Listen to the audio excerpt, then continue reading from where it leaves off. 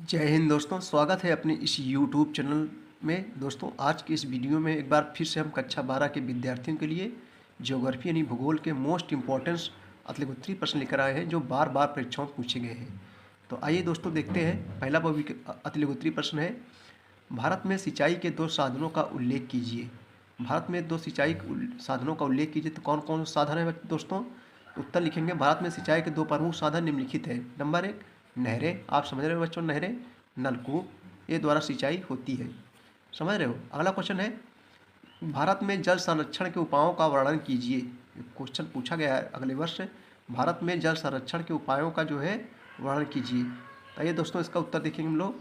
देखो, भारत में जल संरक्षण के उपाय के निम्नलिखित कारण है। नंबर एक, घर की छतों कैसे हम लोग जो है उपयोग कर सकते हैं जल का, वर्षा जल का, जल जो है घर की छतों पर वर्षा का जल एक पाइप के माध्यम से भंडारण टैंक में एकत्र किया जाता है। यह जल भूमिगत जल के स्तर को बनाए रखने में सहायता प्रदान करता है। नंबर दो, वर्षा के जल को एकत्रित किया जाए और उनका जो है संग्रह स्थान शुद्ध रखा जाए, किसी भी प्रकार के प्रदूषण से उसे बचाया जाए। अगला क्वेश्चन देखेंगे हम लोग, देश में कुल उपयोग किए गए जल में किसी क्षेत्र का हिस्सा कम होने की संभावनाएं क्यों हैं? उत्तर देखेंगे, देश में कुल जल का बहुत बड़ा भाग किसी क्षेत्र में उपयोग होता है। जैसे जल का उपयोग अन्य क्षेत्रों में बढ़ेगा, जल के उपयोग में जो है किसी क्षेत्र में हिस्सा घटने की संभावना है। समझे दोस्तों। अगला क्वेश्चन है, लोगों पर जो है संदूषित जल यानी गंदे पानी के उपभोग के क्या संभव प्रभाव हो सकते हैं? तो आइए इसका उत्तर देखेंगे। देखो, लोगों पर संदूषित जल के उपयोग से यानी गंदे जल के उपयोग में दूषित जल से उत्पन्न होने वाले रोगों से हैजा, पेचिश, डायरिया आदि रोगों का संक्रमण होने की संभावना अधिक हो जाएगी। अगला क्वेश्चन देखेंगे दोस्तों हम लोग, बहुउद्देशीय नदी घाटी परियोजनाएं क्या हैं? बहुउद्देशीय मतलब दोस्तों बहुत से उद्देश्य, यानी बांध बनाकर जो है जैसे पानी, बिजली बनाना, नहरें निकालना, नाले निकालना, यानी बहुत से जब उद्देश्य हो जाते हैं तो उसे बहुउद्देशीय घाटी परियोजना कहते हैं। तो यह एक साथ अनेक उद्देश्यों की पूर्ति हेतु बनाई गई नदी घाटी योजनाएं बहुउद्देशीय नदी घाटी परियोजनाएं कहलाती हैं। अगला क्वेश्चन है दोस्तों हम लोग देखेंगे, एक उत्तर भारत तथा एक दक्षिण भारत की बहुउद्देशीय नदी घाटी परियोजनाओं के नाम लिखिए।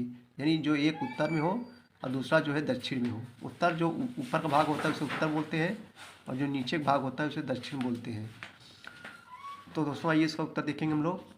भाखड़ा नागल उत्तर भारत की जो है तथा नागा अर्जुन सागर बांध परियोजना ये दक्षिण भारत की बहुउद्देशीय नदी घाटी परियोजना है।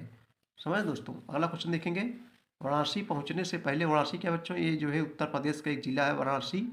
तो वाराणसी पहुंचने से पहले उन दो महानगरों के नाम बताइए जो गंगा नदी में प्रदूषण फैलाते हैं। तो आइए इसका उत्तर देखेंगे, वाराणसी पहुंचने से पहले कानपुर तथा इलाहाबाद नगर गंगा नदी में प्रदूषण फैलाते हैं। कौन कौन से हैं? कानपुर और जो है इलाहाबाद, जिसको अब प्रयागराज से नाम से जाना जाता है। दोस्तों ये सब दोनों उत्तर प्रदेश के जो है क्या है, जिले हैं। उत्तर प्रदेश कहाँ है? इंडिया में है। ये भी जानते रहिए, नहीं सोचो उत्तर प्रदेश कहाँ है।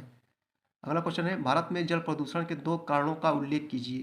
देखो, कई वर्षों से परीक्षाओं में पूछा जा रहा है, भारत में जल प्रदूषण के दो कारणों का उल्लेख कीजिए। तो भारत में जल प्रदूषण दो कारण निम्नलिखित हैं। तीन हो गया है, तीन बता देंगे हम लोग। नंबर एक, गंदे पानी तथा कीचड़ इत्यादि जल प्रदूषण का प्रमुख कारण है दोस्तों। नंबर दो, बहुत से अम्ल तथा खनिज तत्वों के जल में मिश्रित हो जाने से जल प्रदूषित हो जाता है। नंबर तीन, रासायनिक, नाइट्रेट, उर्वरक, सिंथेटिक जैविक कंपाउंड, तेल तथा पेट्रोलियम, रेडियो एक्टिव कूड़ा करकट आदि जल प्रदूषण के जो है क्या है, कारण है। आइए अगला क्वेश्चन देखेंगे दोस्तों, ये भी इम्पोर्टेंस है। उत्तरी भारत के अधिकांश राज्यों में मानव विकास के निम्न स्तरों के दो कारण बताइए। तो मानव विकास आप लोग जानते हैं बच्चों, जिसके अंतर्गत शिक्षा, स्वास्थ्य, आर्थिक चीज़ें ये सब आता है। आर्थिक पिछड़ापन यानी ये सब जहाँ रहता है उसे ही जो है मानव विकास कहते हैं। मानव विकास के अंतर्गत जीवन प्रत्याशा और उसके बाद में स्वास्थ्य, शिक्षा, ये सब रखा जाता है। तो कह रहा है उत्तरी भारत के अधिकांश राज्यों में मानव विकास के निम्न स्तरों के दो कारण बताइए। नंबर एक, उत्तरी भारत में आर्थिक पिछड़ापन, आर्थिक मतलब पैसा, आर्थिक पिछड़ापन और निर्धनता के कारण मानव विकास का स्तर नीचा रहा है। नंबर दो, उत्तरी भारत में बेरोजगारी और शिक्षा का स्तर नीचा होने के कारण मानव विकास का स्तर नीचा जा रहा है। बेरोजगार किसे कहते हैं? जो जिसको रोजगार नहीं मिलता उसे बेरोजगार कहते हैं। भारत के बच्चों में घटते लिंगानुपात के 2 कारण बताइए। भारत के बच्चों में घटते लिंगानुपात मतलब लड़कों के एवज में लड़कियों की संख्या दोस्तों कम। तो आइए भारत के बच्चों में घटते लिंगानुपात के 2 कारण। नंबर 1, भारतीय समाज में पुत्र को प्रधानता देने के कारण जो है बालिका लिंगानुपात कम हो रहा है, यानी बच्चों की अपेक्षा बच्चियों की संख्या कम हो जा रहा है। नंबर 2, भारत में कन्या भ्रूण हत्याएं लिंग अनुपात के जो है घटने का जो है कारण है। समझ रहे हो? लोग पुरुष चाहने के मतलब बच्चे के चक्कर में बच्चियों को जो है क्या कर दे, हत्याएं कर दे रहे हैं। अगला क्वेश्चन है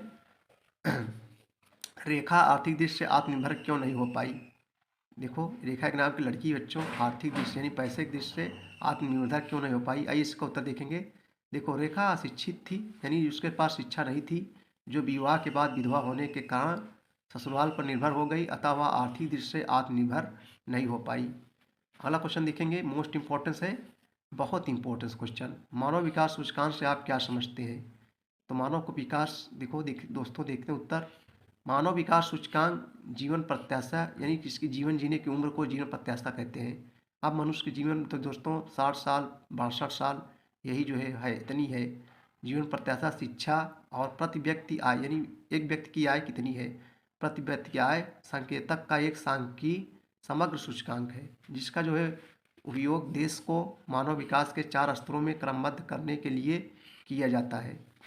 अगला क्वेश्चन देखेंगे हम लोग दोस्तों, मानव विकास सूचकांक में भारत के उन 2 प्रदेशों के नाम लिखे जिसका जो है कोटि उच्चतम है, यानी जो जो उच्चतम है मानव विकास में, यानी शिक्षा स्वास्थ्य ये सब जो है आगे है। तो मानव विकास सूचकांक भारत के केरल, देखो केरल में लड़कियों की संख्या ज़्यादा है, और दोस्तों जो है केरल में सर्वाधिक साक्षरता वाला राज्य भी केरल है। यहाँ पुरुष महिला दोनों सर्वाधिक साक्षरता वाला राज्य है केरल। केरल एवं दिल्ली राज्य की जो है कोटि उच्चतम है। भारत के किस राज्य की साक्षरता 2011 दर में सबसे कम है, इसकी साक्षरता दर भी लिखिए।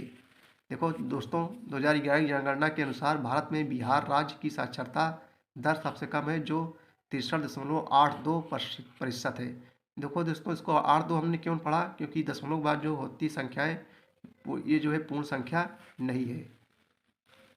अगला क्वेश्चन देखेंगे, बिहार और उड़ीसा राज्यों की 34% जनसंख्या गरीबी की रेखा के नीचे जीवन क्यों जी रही है। बिहार और उड़ीसा राज्यों की 34% जनसंख्या गरीबी की रेखा के नीचे जीवन क्यों कर रही है। आइए उत्तर देखेंगे। देखो, बिहार और उड़ीसा में अधिक जनसंख्या अल्प माने कम, अल्प आर्थिक विकास, बेरोजगारी, निर्धनता और साक्षरता के निम्न स्तर के कारण जो है 34% जनसंख्या निर्धनता की रेखा के नीचे जीवन यापन कर रही है दोस्तों। अगला क्वेश्चन देखेंगे, अगला वो विकल्पी प्रश्न हम लोग देखेंगे, मतलब अतिलघुत्तरीय प्रश्न है कक्षा 12 के विद्यार्थियों के लिए ज्योग्राफी का। पहला क्वेश्चन है, भारत के 2 अभ्रक उत्पादक राज्यों के नाम बताइए। मोस्ट इंपॉर्टेंस है भारत के अभ्रक के। तो दोस्तों, भारत में अभ्रक झारखंड, बिहार, राजस्थान, आंध्र प्रदेश, कर्नाटक और तमिलनाडु राज्यों में पाया जाता है। इसके अतिरिक्त मध्य प्रदेश एवं पश्चिम बंगाल प्रदेश में भी पाया जाता है। नाभिकीय ऊर्जा क्या है, भारत के प्रमुख नाभिकीय ऊर्जा केंद्रों के नाम लिखिए। तो आइए देखते हैं नाभिकीय ऊर्जा किसे कहते हैं। अथवा करके देखा, भारत के 2 परमाणु शक्ति संयंत्रों के नाम लिखिए। देखो, कई वर्षों परीक्षाओं पूछा जा रहा है दोस्तों। आइए उत्तर देखेंगे। परमाणु खनिजों के विखंडन से उत्पन्न ऊर्जा नाभिकीय ऊर्जा कहलाती है। तारापुर, रावत भाटा, नरौरा, कलपक्कम, नरौरा उत्तर प्रदेश में है, कलपक्कम कैगा कर्नाटक में है, तथा काकरपारा में नाभिकीय ऊर्जा के केंद्र स्थित है। तारापुर जो है बच्चों कहाँ है, महाराष्ट्र में है। अलौह धातुओं यानी लौह नहीं जो है, अलौह धातुओं के नाम बताएं, उनके स्थानिक वितरण की जो है विवेचना करें। तो दोस्तों, बॉक्साइट हो गया, बॉक्साइट चांदी, सोना और तांबा अलौह धातुएं हैं। बॉक्साइट उड़ीसा, झारखंड, महाराष्ट्र तथा गुजरात में, तांबा जो है झारखंड, राजस्थान, कर्नाटक में, तथा चांदी सोना बहुत कम स्थानों पर निकाले जाते हैं। ऊर्जा के अपारंपरिक स्रोत कौन से हैं, किन्हीं 2 गैर परंपरागत ऊर्जा स्रोतों का उल्लेख कीजिए। तो ये भी इम्पोर्टेंस है। देखो, ऊर्जा के अपारंपरिक स्रोत सौर ऊर्जा से हो गया, समझ, जो सूर्य से प्राप्त होने वाली ऊर्जा को सौर ऊर्जा कहते हैं। सौर ऊर्जा, पवन जो हवाओं द्वारा, नाभिकीय ऊर्जा, भूतापीय ऊर्जा, ज्वारीय तथा तरंग ऊर्जा, बायोगैस ऊर्जा तथा गोबर गैस ऊर्जा आदि ये नवीकरणीय योग्य हैं। अगला क्वेश्चन देखेंगे हम लोग जो है रासायनिक और भौतिक गुणधर्मों के आधार पर खनिजों की दो श्रेणियों के नाम लिखिए। तो रासायनिक और भौतिक गुणधर्मों के आधार पर खनिजों की दो श्रेणियां निम्नलिखित हैं। नंबर एक, धात्विक खनिज, जिसके अंतर्गत लोहा तांबा हो गया आता है। नंबर दो, अधात्विक खनिज, अभ्रक हो गया, ग्रेफाइट हो गया, ये सब आते हैं।